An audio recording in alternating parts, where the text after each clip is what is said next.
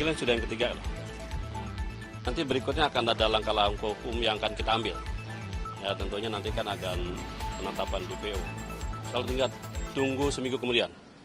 Pemanggilan yang bersangkutan di hari ini tanggal 4 Agustus dan sesuai dengan surat panggilan kita pada minggu lalu yang ditujukan ke alamat yang ada di kita dan sudah diterbitkan, diumumkan juga di harian nasional juga di Jakarta Post bahwa untuk hari sampai siang ini saya tadi baru cek ke penyidik belum ada konfirmasi dari yang bersangkutan baik dari keluarganya atau penasihat hukumnya tidak ada. Panggilan sudah yang ketiga loh. Nanti berikutnya akan ada langkah-langkah hukum yang akan kita ambil. Ya tentunya nanti kan akan penetapan DPO. Selalu tinggal tunggu seminggu kemudian. Yang jelas penyidik.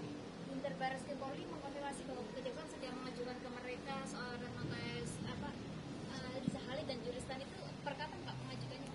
Kalau ini kita on proses karena dilengkapi dulu data-data semua yang termasuk mekanisme pemanggilan kan dilengkapi dulu. Nah setelah semua syarat-syarat itu kita lengkapi kita ajukan red notice.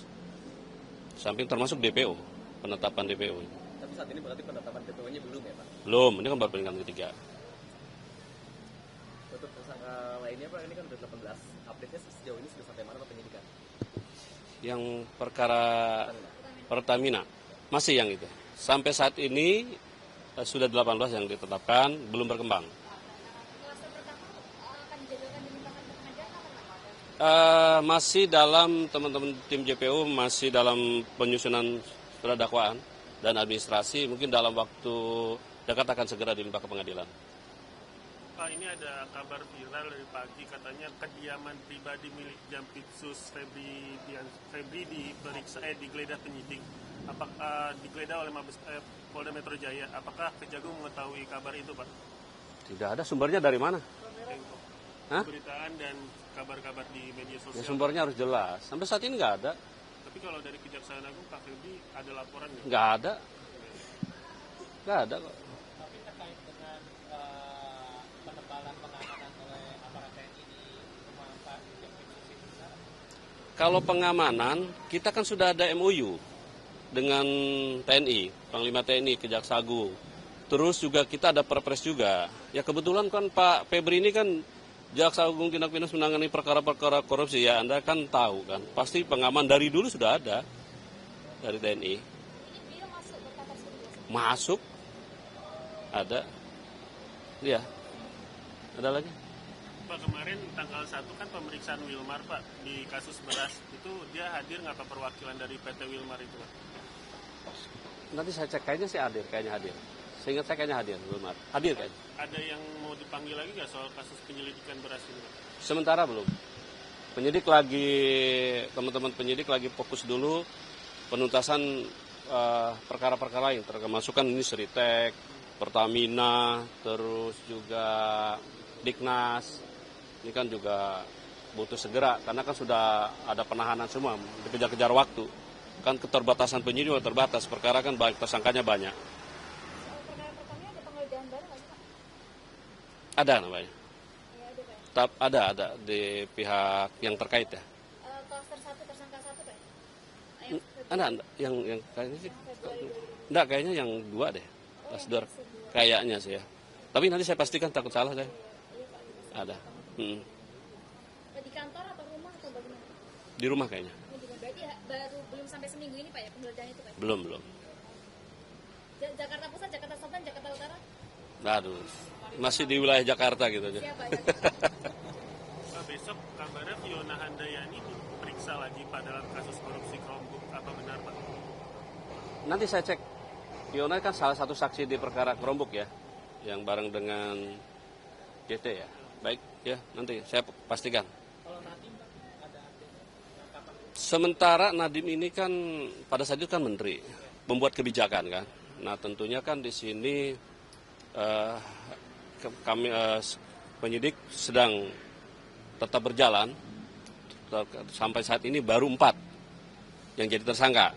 Ya kedepannya kita lihat nanti apakah fakta hukum nanti yang jelas pasti penyidik akan mendalami sampai sejauh mana peranan yang bersangkutan nantinya seperti apa. Ini belum dijadwalkan kembali.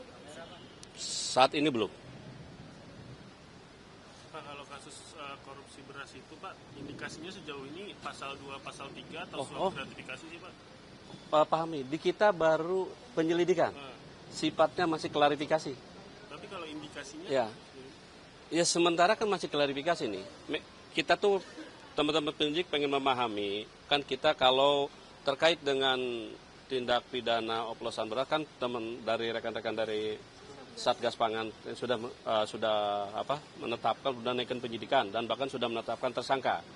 Nah kalau di kita penyelidikan kita kan karena sesuai dengan kewenangannya kita masuk mencoba dugaan tindak pidana korupsi, baru dugaan ya. Kita sifatnya klarifikasi, diarahkan kita penyelidik ya memasuki ke bagaimana nanti proses itu. Ini sifatnya klarifikasi aja.